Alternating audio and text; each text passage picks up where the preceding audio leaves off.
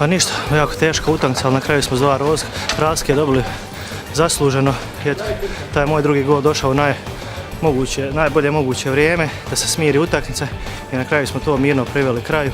I eto, sve u svemu zadovoljni što smo se vratili na 6 bodova Sarajevo, idemo dalje iz utakmice u utakmicu.